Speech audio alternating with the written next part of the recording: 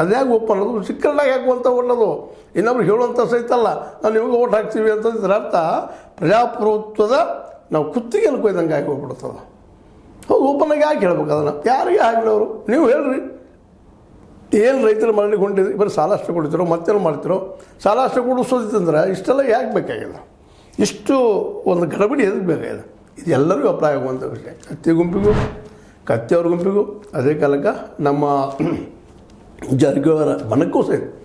ಅದಕ್ಕಾಗಿ ಇವತ್ತು ಇದೆಲ್ಲ ನಡೆದು ನೋಡಿದ್ರೆ ಇಡೀ ದೇಶ ತುಂಬ ಇದೊಂದು ಹಾಸ್ಯಾಸ್ಪದ ವಿಷಯ ಆಗ್ತದೆ.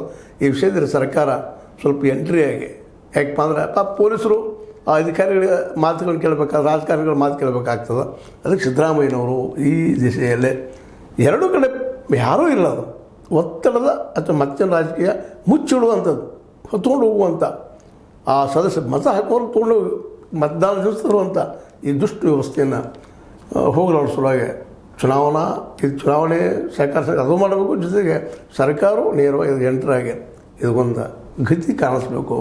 ಈ ಗದ್ದಲ ಗುಂಡಾಗಿರಿ ನಡೆದಂಗೆ ನೋಡಬೇಕಾಗಿದ್ದ ಇವತ್ತಿನ ಆದ್ಯ ಕರ್ತವ್ಯ ನನಗನಿಸ್ತದ, ನಿಮಗೇನು ಅನ್ನಿಸ್ತದ?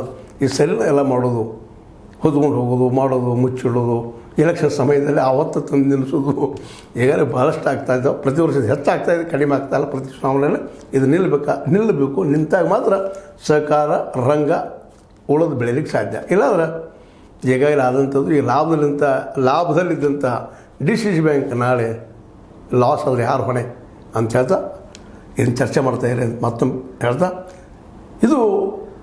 ಇದನ್ನು ಲೈಕ್ ಮಾಡ್ತಾಯಿರಿ, ಶೇರ್ ಮಾಡ್ತಾಯಿರಿ, ಕಾಮೆಂಟ್ ಮಾಡ್ತಾಯಿರಿ, ಸಬ್ಸ್ಕ್ರೈಬ್ ಆಗ್ತಾಯಿರಿ. ನಮ್ಮ ಮಾತಾಡೋದು ತಪ್ಪು ಅನಿಸಿದ್ರೆ ಕಾಮೆಂಟ್ ಮಾಡಿರಿ, ಹೌದು ತಪ್ಪದಂತೆ, ಹೌದಲ್ರಿ? ಇದು H16 ನ್ಯೂಸ್, ಅರ್ಥಾತ್ ಹೇ ಸೀತಾರಾಮ್, ಸತ್ಯದ ಕೈಗನ್ನಡಿ ವಂದನೆಗಳು.